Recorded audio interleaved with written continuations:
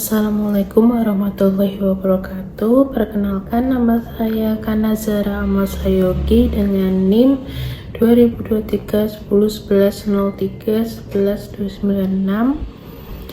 Di sini saya akan menjelaskan materi tentang asas lex specialis derogat legi generalis dalam hukum acara pidana di Indonesia.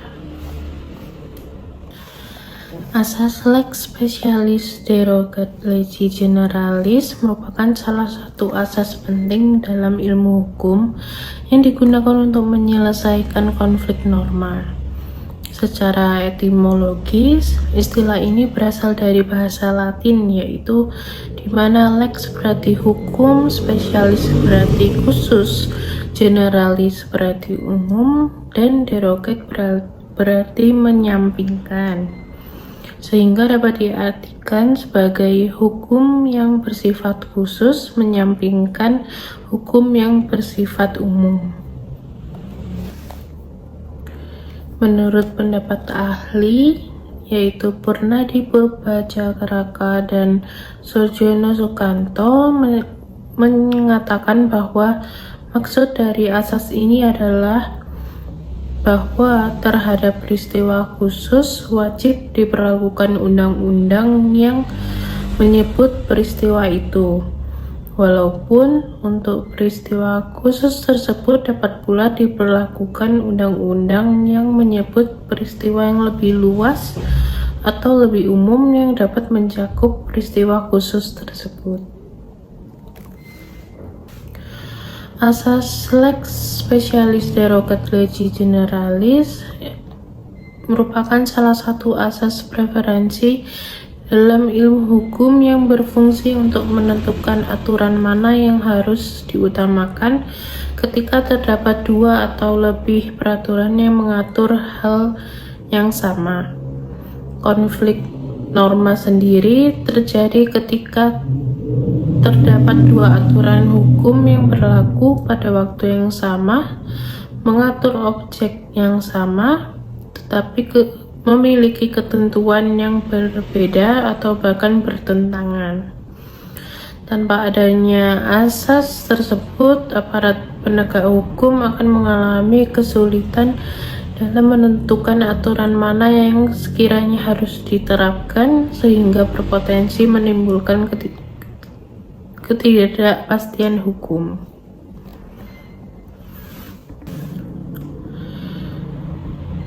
Prof. Bagirmanan dalam bukunya yaitu Hukum Positif Indonesia mengemukakan bahwa ada beberapa hal yang dapat dijadikan pedoman dalam menerapkan asas lex specialis derogat legi generalis, yaitu yang pertama, ketentuan yang didapati dalam aturan hukum umum tetap berlaku, kecuali yang diatur khusus dalam aturan hukum khusus tersebut. Yang kedua, ketentuan lex specialis harus sederajat dengan ketentuan lex generalis, misalnya undang-undang dengan undang-undang. Dan ketiga, ketentuan lex specialis harus berada dalam lingkungan hukum yang sama dengan lex generalis. Misalnya, Undang-Undang Tipikor merupakan lex specialis dari Kitab Undang-Undang Hukum Pidana karena berada dalam lingkungan hukum yang sama, yaitu lingkungan hukum kepidanaan. Asas lex specialis derogat legi generalis sendiri secara eksplisit diformulasikan sebagai ketentuan normatif yang disebut dalam Pasal 63 ayat 2 Kitab Undang-Undang Hukum Pidana Lama, yang berbunyi, jika suatu perbuatan yang masuk dalam suatu aturan pidana yang umum diatur pula dalam aturan pidana yang khusus, maka hanya yang khusus itulah yang dikenakan.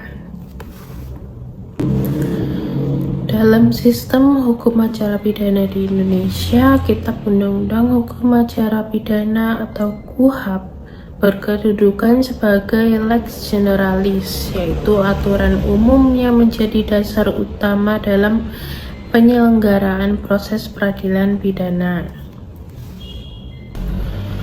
KUHP mengatur secara komprehensif seluruh tahapan penegakan hukum pidana, mulai dari penyelidikan, penyidikan, penangkapan, penahanan, penggeledahan, penyitaan, penuntutan, hingga pemeriksaan di sidang pengadilan dan pelaksanaan putusan.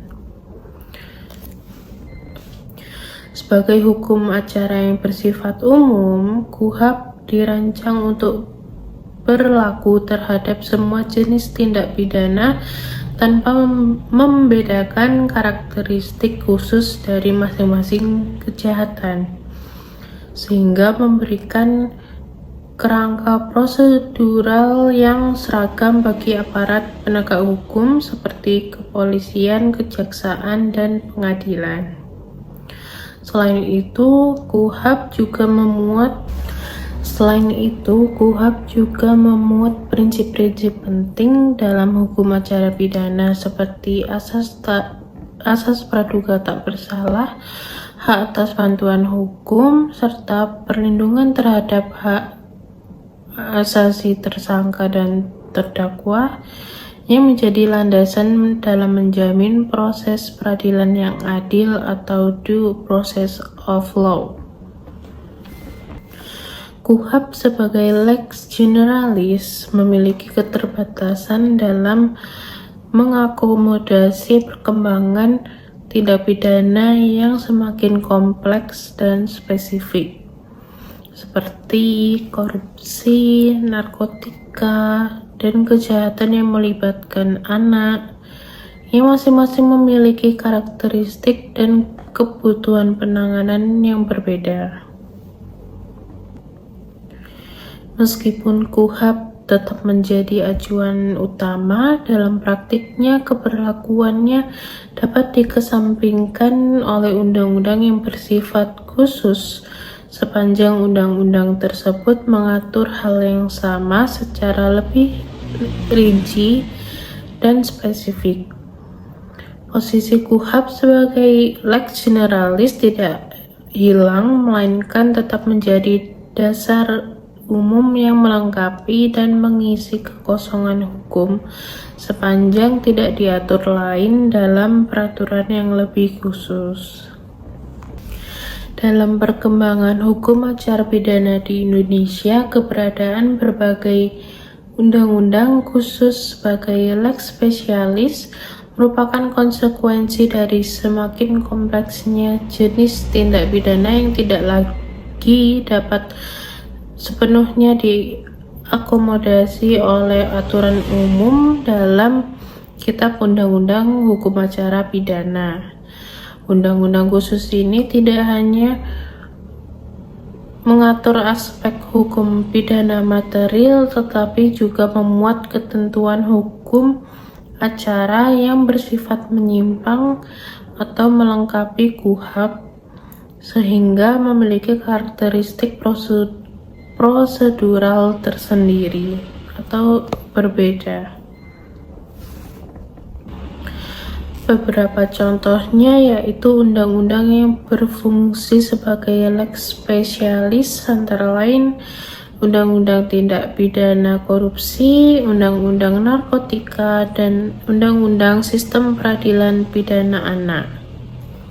Dalam tindak pidana korupsi misalnya, terdapat pengaturan khusus terkait kewenangan penyidikan, penuntutan, hingga pembuktian yang berbeda dari KUHP, termasuk peran lembaga khusus yang diperkuat oleh Undang-Undang KPK yang memungkinkan penggunaan teknik-teknik penegakan hukum tertentu seperti penyadapan dan penelusuran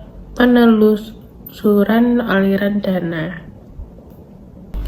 Sedangkan dalam tindak pidana narkotika, undang-undang memberikan pendekatan yang lebih beragam, tidak hanya represif tetapi juga rehabilitatif, terutama bagi bagi pengguna yang tidak diatur secara rinci dalam KUHP.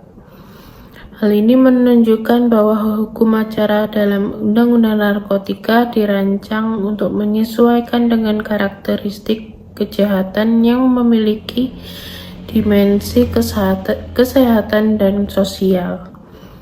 Juga dalam sistem peradilan pidana anak yang diatur dalam Undang-Undang Sistem Peradilan Pidana Anak, terdapat konsep-konsep khusus seperti diversi dan keadilan restoratif yang menekankan pada pemulihan dan pembinaan. Jadi tidak hanya penghukuman saja, sehingga prosedur yang digunakan pun berbeda secara signifikan dari KUHP. Di sini saya akan mengambil salah satu contoh penerapan asas lex specialis derogat legi generalis pada kasus anak yang melakukan tindak pidana.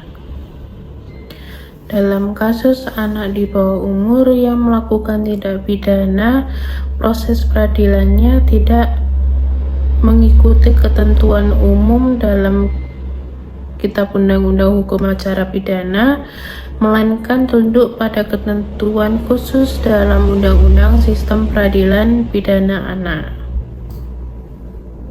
Undang-undang ini mengatur prosedur yang berbeda secara signifikan dengan pendekatan yang lebih mengutamakan perlindungan, pembinaan, dan kepentingan terbaik bagi anak. Aparat penegak hukum tidak akan langsung memproses perkara tersebut ke pengadilan sebagaimana prosedur dalam Kitab Undang-Undang Hukum Acara Pidana. Namun berdasarkan Undang-Undang Sistem Peradilan Pidana Anak, pada pasal 7 disebutkan harus dilakukan upaya diversi, yaitu penyelesaian perkara di luar pengadilan dengan melibatkan pelaku, korban, keluarga, dan pihak terkait lainnya.